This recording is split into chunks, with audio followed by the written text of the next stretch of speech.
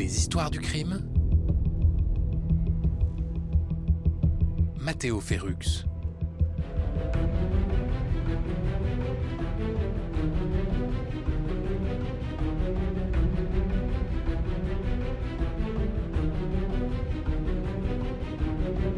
Aujourd'hui dans les histoires du crime, la troisième partie de l'affaire Angélique Dumay. Souvenez-vous, cette jeune fille de 19 ans s'est faite enlever, violer et lâchement assassinée en 1996. En France, c'est cette affaire qui a propulsé l'arrivée du fichier national automatisé des empreintes génétiques, le FNAEG. Nous nous étions arrêtés au moment où Marie-Pierre et Maître Bélier-Kant se sont fixés comme objectif la création du FNAEG pour les aider à identifier l'assassin d'Angélique. En effet, à ce moment de l'enquête, aucun fichier n'existe et donc aucune comparaison ADN n'est possible.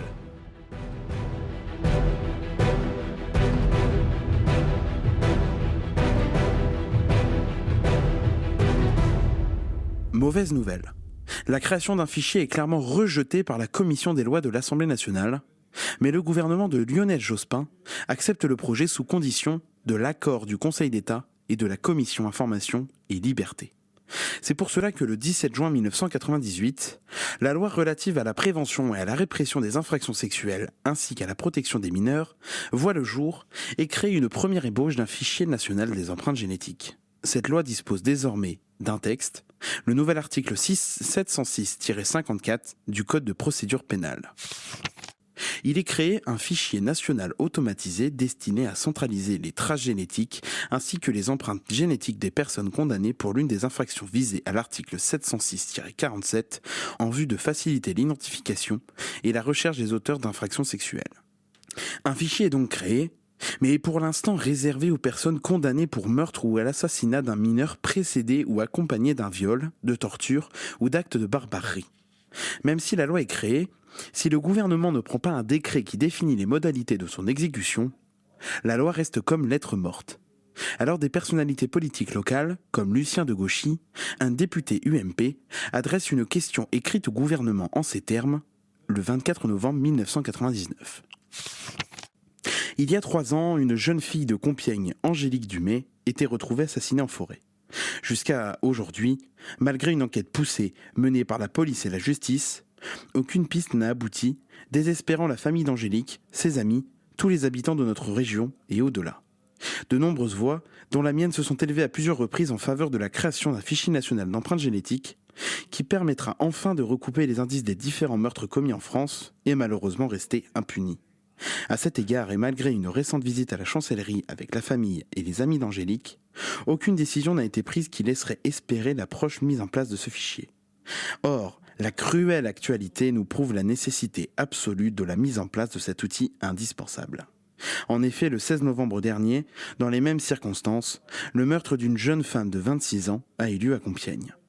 Combien de crimes faudra-t-il encore pour que ce fichier soit effectivement mis en place ? Je compte sur votre appui pour œuvrer dans le sens de sa création prochaine.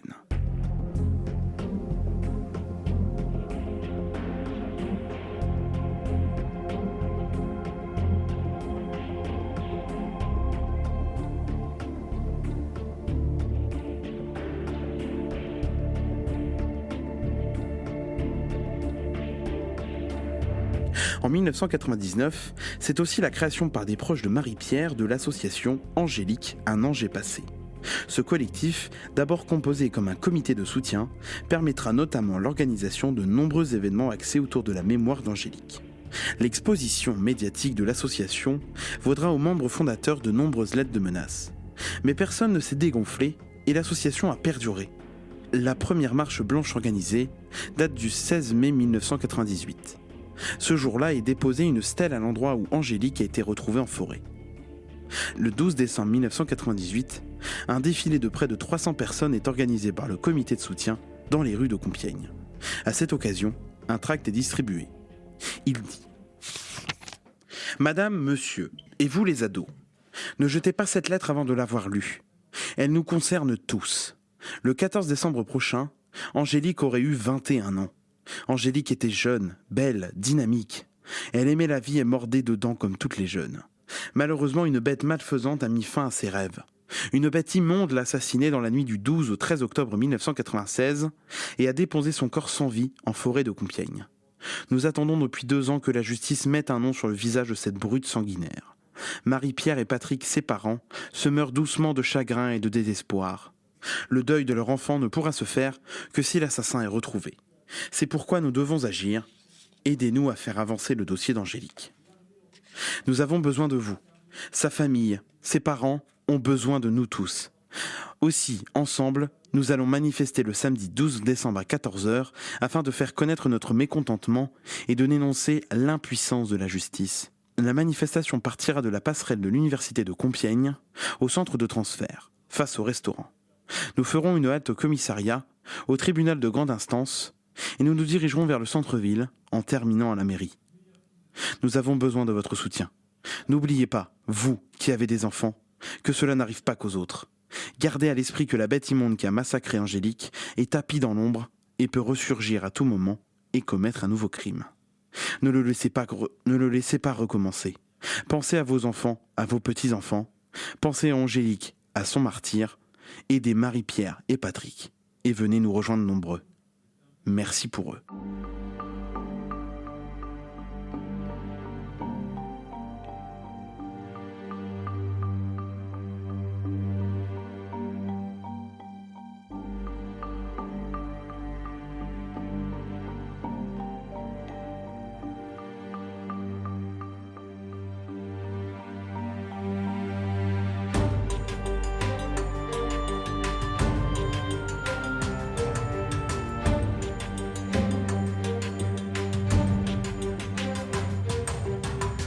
Le 21 mars 1999, le comité de soutien programme a lâché de ballons. 890 ballons blancs gonflés à l'hélium s'envolent vers le ciel avec une photo d'Angélique et un texte. Une nouvelle pétition, qui a recueilli 10 000 signatures, demande une notification rapide du décret qui permettra l'application du nouveau fichier créé. Le 29 septembre 1999, toute l'association se déplace au ministère de la Justice dans un bus financé avec l'aide du comité d'entreprise de l'employeur de Marie-Pierre pour une manifestation devant l'édifice. Et pour l'occasion, une banderole est déployée avec la mention « Angélique, 3 ans déjà ». Le 30 mars 2000, l'association Marie-Pierre et Maître Bélier se déplacent une nouvelle fois au ministère de la Justice dans le but d'être reçus par la ministre. En vain. Néanmoins, on les informe à ce moment qu'un décret d'application suite à la loi de 1998 est bel et bien rédigé et en attente d'être signé. Il sera effectivement adopté le 18 mai 2000, soit près de 2 ans après la promulgation de la loi. Un nouvel appel à témoins est alors diffusé. Le dimanche 13 octobre 1996 vers 9h était découvert en forêt de Compiègne le corps d'Angélique Dumay, qui avait passé une partie de la nuit à la discothèque le City Hall, située en centre-ville de Compiègne. L'enquête effectuée par la police judiciaire de Creil permettait de déterminer qu'Angélique Dumay avait quitté la discothèque vers 4h le dimanche 13 octobre 1996. Il est donc conseillé à toute personne ayant circulé dans Compiègne ou dans la région proche de Compiègne le dimanche 13 octobre 1996 entre 4h et 9h du matin de prendre contact avec la police judiciaire de Creil. Cet appel à témoins s'adresse à toute personne ayant déjà eu l'occasion de se manifester auprès de la famille de la victime ou des services de police et surtout aux personnes ayant aperçu Angélique Dumay entre 4h et 9h le dimanche 13 octobre 1996.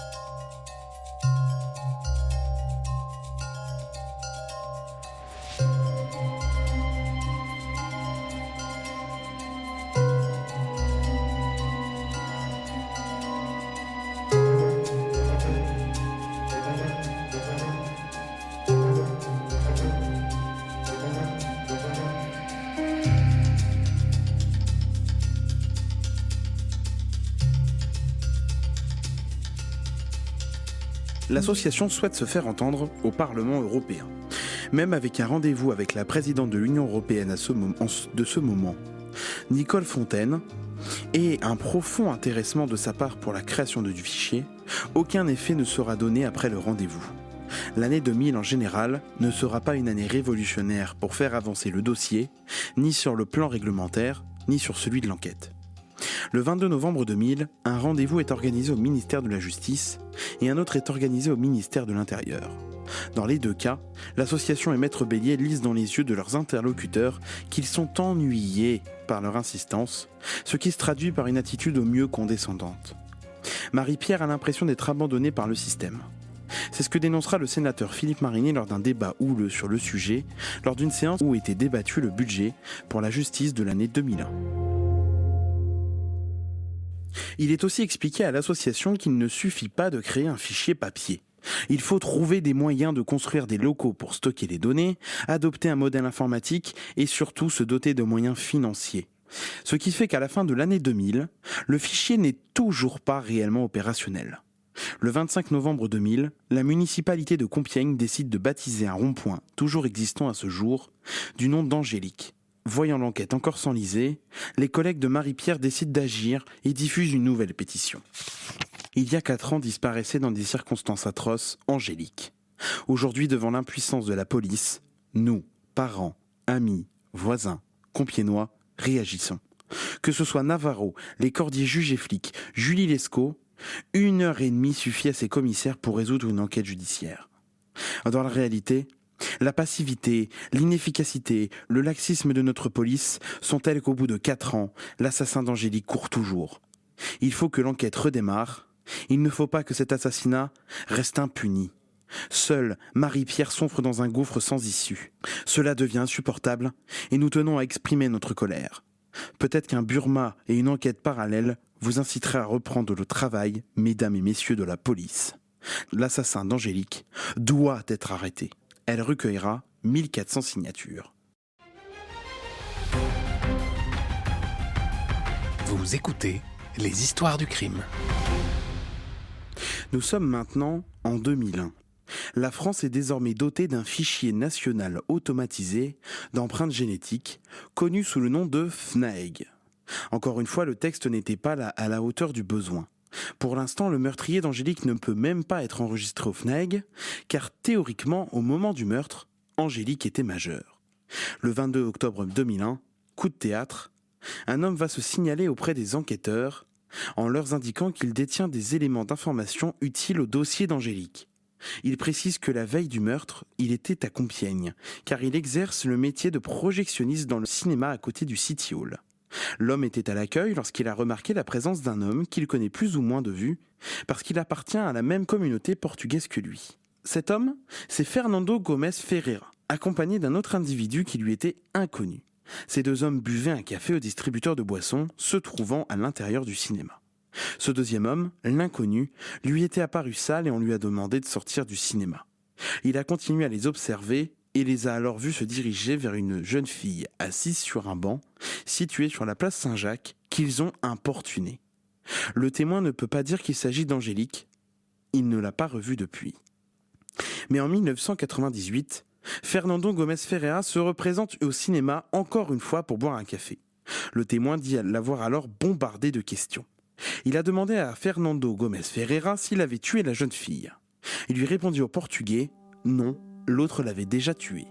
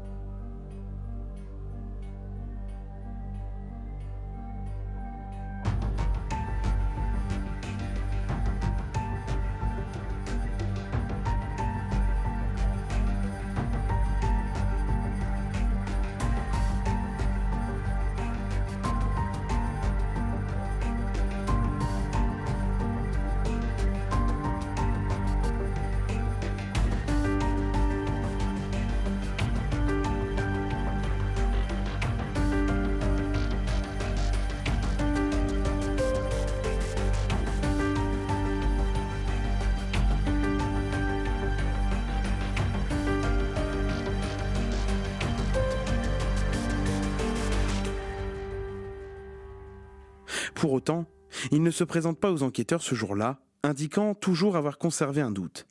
Néanmoins, quand il se représente en 2001, cela suffit à le décider à composer le 17. On se rend vite compte que Fernando Gomes Ferreira n'est pas un inconnu pour la justice française. En 1995, il a été placé sous curatelle renforcée. En 1997, il est interpellé pour des faits d'ivresse publique et manifeste. En novembre 1998, il repart au Portugal avant de revenir en France en 2001. Sa famille est directement interrogée. Sa sœur fera l'état de la peur de son frère, de son discours récurrent quant à l'existence d'un homme dangereux avec un couteau plein de sang et la nécessité pour lui de se réfugier au Portugal. La mère dira la même chose. Alors le 6 novembre 2001, Fernando Gomes Ferreira est placé en garde à vue. Durant les 47 heures de cette garde à vue, Fernando Gomes Ferreira passera par 8 auditions entre le 6 novembre et le 8 novembre. Et ses déclarations évoluent avec le temps. Au début, il va soutenir qu'il est totalement étranger à cette histoire. Il affirme en avoir pris connaissance dans la presse. Il fait état de ce fameux individu, prénommé Raphaël, dont il ignore le nom de famille. Il dira aux enquêteurs qu'il l'a hébergé pendant quelques mois. Les analyses ADN montrent que ce n'est pas lui le meurtrier, car elle ne correspond à aucun prélèvement. Lors de la 5e audition, lorsqu'il est confronté au témoin qui s'est présenté à la police, il admet qu'il a révélé au projectionniste qu'il connaissait le meurtrier et qu'en disant ça, il pensait à Raphaël. Puis lors de sa 6e audition, la version évolue. Raphaël serait en fait rentré chez lui avec une blessure à la tête. Il lui aurait avoué avoir volé une voiture et avoir abordé une fille pour obtenir une cigarette. Celle-ci l'aurait rejeté et furieux l'aurait tué puis déposé en forêt. Il précise que Raphaël lui aurait avoué le meurtre en faisant le signe de l'égorgement. Au début de sa 7e déposition, il indique que Raphaël lui a raconté tout ça le lendemain matin du jour où ils ont été virés du cinéma. Ce n'est que lors de la 8e audition que Fernando Gomes Ferreira avouera qu'il se trouvait en réalité avec Raphaël cette nuit-là. Il racontera qu'il était avec lui dans une voiture volée plutôt en ville et que Raphaël aurait disparu 15 à 20 minutes en insistant sur le fait qu'il serait resté dans la voiture. Il est présenté devant le juge d'instruction le 8 novembre 2001 et se voit notifier sa mise en examen pour complicité de meurtre. Le 9 novembre 2001, le juge d'instruction convoque les parties pour cette reconstitution de nuit avec l'aide du GIGN pour boucler le centre-ville l'espace de quelques heures. Les policiers craignent en effet que le père d'Angélique ou l'un de ses proches ne se poste sur le parcours comme un sniper et tente de tuer le mis en examen. La reconstitution s'est donc déroulée sous haute surveillance et a été précédée par un rite plutôt particulier. On tend à mettre Bélier un gilet pare-balles, ce qu'elle refuse. L'avocat de Fernando Gomes Ferreira refuse de fait. Cette reconstitution n'aura pas grand intérêt, si ce n'est que de confirmer ce que Fernando Gomes Ferreira a donné en garde à vue. Il décrit les 2 hommes roulant en place de l'hôtel de ville, dont l'accès routier est semi-circulaire et qu'ils abordaient par l'extérieur avant d'emprunter la rue Jean-Legendre. C'est alors qu'ils auraient vu Angélique marchant sur le trottoir d'en face, se dirigeant de la place Saint-Jacques vers la place de l'hôtel de ville. Donc, selon son récit, Angélique retournait vers la boîte de nuit.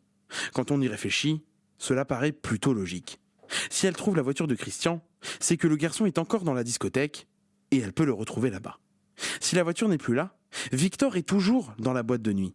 Alors dans tous les cas, elle veut revenir dans la boîte de nuit, sachant qu'elle dit même au videur « à tout à l'heure ». Le discours de Fernando Gomes Ferreira est empli de détails si vrais que cela devient troublant. Le juge d'instruction demande une expertise psychologique. Il est révélé d'une intelligence normale, mais dont le niveau est faible. L'homme est toujours conscient de la gravité des faits qui lui sont reprochés. Fernando Gomes Ferreira supporte très mal sa mise en détention. Il présente des pulsions agressives automutilantes. Dès sa mise en examen, il ne cesse de revenir sur ses déclarations, ce qui agace particulièrement la famille d'Angélique. Alors le 2 avril 2002, quand Fernando Gomes Ferreira confronte le juge à la cour d'appel d'Amiens, qui lui refuse sa mise en liberté pour la 3e fois, le père d'Angélique s'emporte à la porte du tribunal. « Assassin, tu paieras pour ce que tu as fait !»